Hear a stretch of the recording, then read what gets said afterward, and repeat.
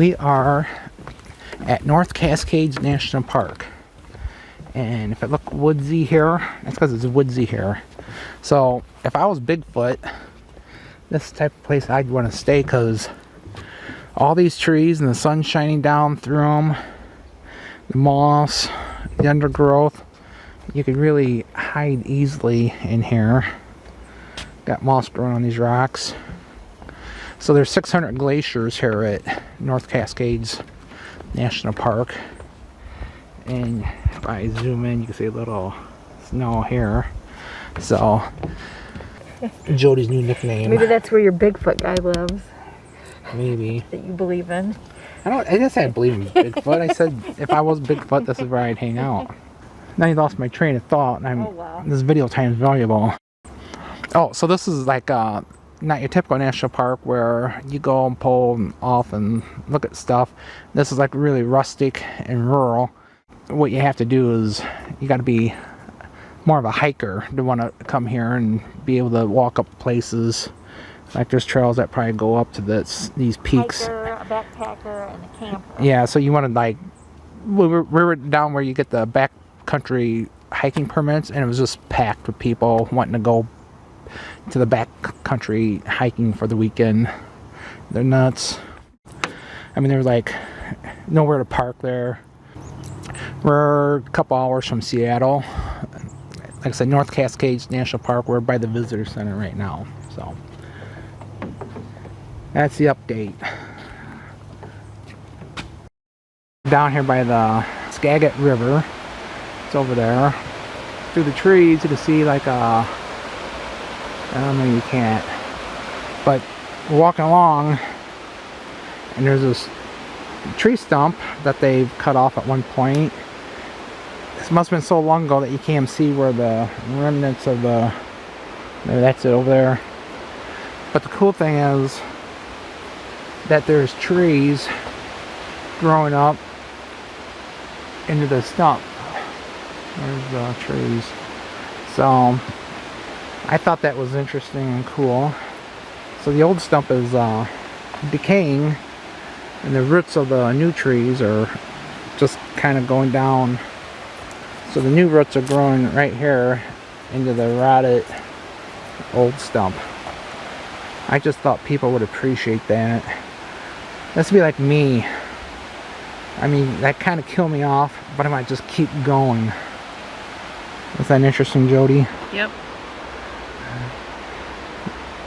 What else you got to say about that? Nothing. Let's go. Let's go. Alright, we're going. Once again, we're at North Cascades National Park.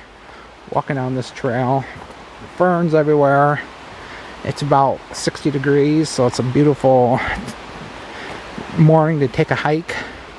We've been taking off early, getting to these places early because a lot of people out enjoying the national parks lately.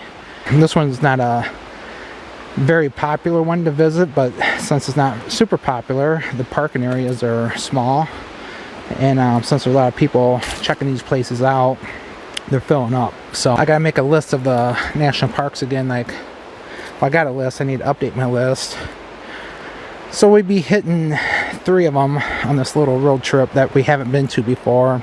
Had to look and see where else I need to go. Ones in Alaska are going to be almost impossible to get to. They're super remote. At least try to get to all the ones that are in the 48 states. We've been to the ones in Hawaii. Stuck those off. But yeah, it's a goal. Got to have goals in life. So we're in North Cascades National Park. Just walked up this trail, and there's this little footbridge that goes over to a little town over the Skagit River. Skagit. So we asked the locals how you pronounce things. We don't ask them, we just talk to them, and then when they pronounce it, we realize we've been pronouncing it wrong. Yeah, like Monoma Falls. You still didn't say it right. Monoma.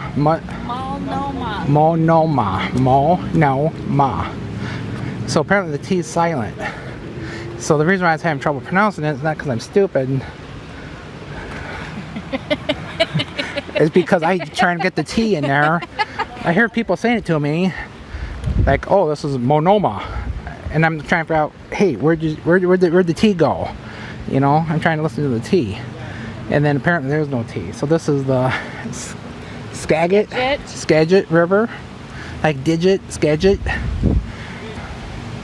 So we got, apparently the snow doesn't melt because it's a glacier. A little town over here, you can see the water tower. It's a beautiful day. It's a perfect time to visit here because the flowers are blooming. So I saw a bunch of kayakers at the hotel. They were going kayaking down here today, or yeah, going up and then kayaking back down. Pretty remote, not very many people here, which is kind of nice. I mean, there's more than normal, but since it's so kind of remote and rural, you don't see a lot of people. I'm trying to drop my phone down in there. Nice picture of the cable. It's a hanging bridge, suspension bridge, suspended. So it doesn't look very old. So pretty cool.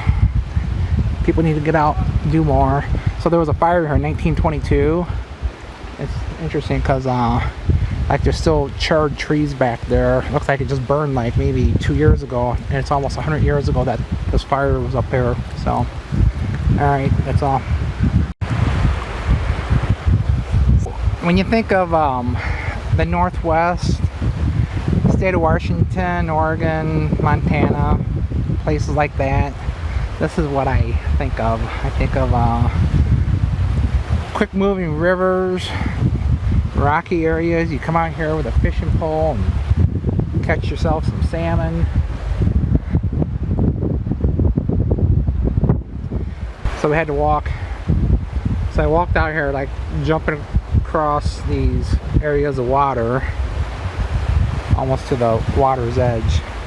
Pretty cool. So we just got done walking across that little footbridge in this old little town.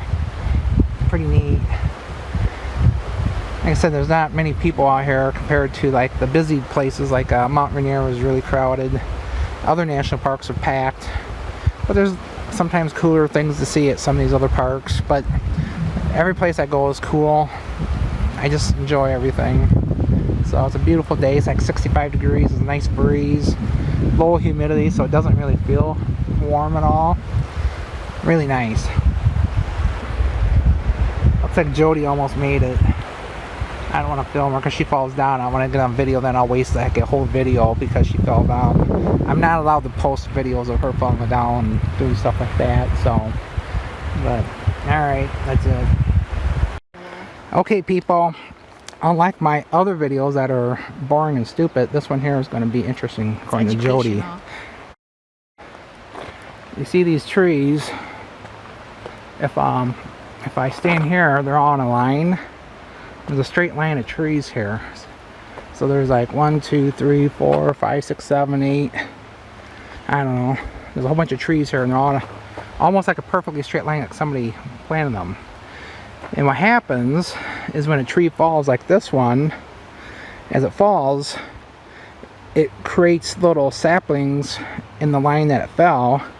So the tree was probably alive when it fell. The branches creates new roots, and new trees grow right from where it fell.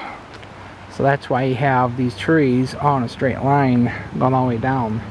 And there's several of them in here like that. So it's not like somebody came along and planted them that way. It's because the tree fell, straight line, new trees grew. So you can either believe me and just stop right here and not worry about it no more, or you could Google it and find out for yourself. Jody's currently Googling it to see if I'm telling the truth. I'm texting my dad pictures. Oh, okay. So there you have it. So not only am I entertaining, I'm educationally, what do you call it, helpful? Something? I don't know. Alright, that's it for this video. So at this point, it was the end of the day. We drove over to a town called Keystone, and we took a ferry over to Port Townsend. We then drove around Port Townsend for a little bit, and then started heading up to the northwest part of the state of Washington.